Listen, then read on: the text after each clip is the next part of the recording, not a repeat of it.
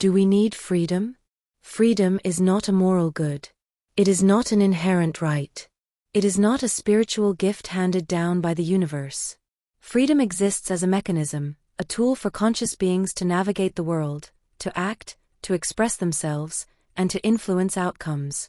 Without it, consciousness has no leverage, no ability to move, change, or respond.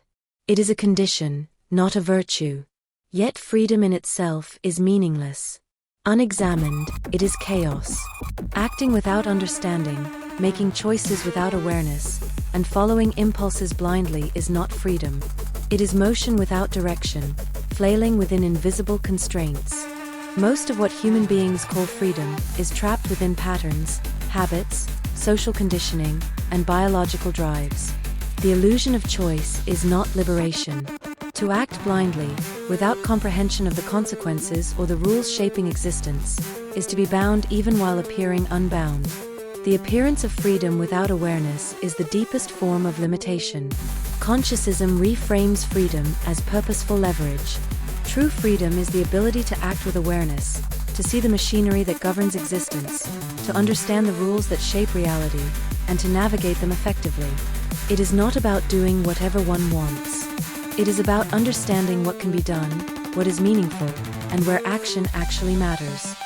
Freedom is the ability to operate intelligently within reality, to direct energy and effort where it has impact, not a tool for chaos or indulgence. This perspective changes everything. Freedom is not for survival alone. It is not for entertainment, comfort, or expression without thought. It is necessary only for those who seek clarity, insight, and influence. It is required only by consciousness that observes itself and its environment, that recognizes patterns, and that acts with deliberate intention. Freedom is a vehicle for conscious engagement, a means of mastery, not a measure of life's inherent value. In this sense, freedom is neither granted nor given. It is leveraged. The conscious being who sees reality clearly, who understands the structures and rules underlying their existence, wields freedom as a precise instrument. Without awareness, freedom is wasted. With awareness, freedom becomes power, precision, and alignment with reality itself. It is not an abstract ideal to admire, but a skill to be applied with discernment and intentionality. Its value is revealed in action that matters, in influence that shapes outcomes, and in consciousness that understands its own agency. Thus, Consciousism does not preach freedom as a sacred ideal. It teaches freedom as a tool, the tool necessary for conscious action. Its value is measured not by the quantity of choices one can make, but by the quality of the leverage it provides, the clarity it enables, and the consequences it can direct. Freedom is meaningful only when wielded with comprehension. True freedom is not a state of being. It is an applied skill. It exists not for every mind, but for the mind that knows how to see and act. Without awareness, freedom is meaningless.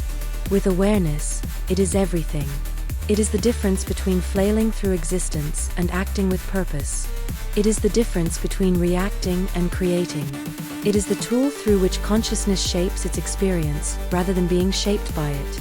We need freedom only insofar as we need the ability to act consciously and effectively. For those who observe, understand, and engage with existence intentionally, freedom is essential. For those who remain unaware, it is irrelevant. Freedom is not universal. It is a tool, and like any tool, its value depends on the mind that wields it. It is not a possession, a right, or a gift. It is an earned capacity, a measure of one's ability to navigate the complexity of reality with insight, precision, and purpose. It is necessary only when consciousness seeks to move with understanding, rather than drift blindly within the currents of existence.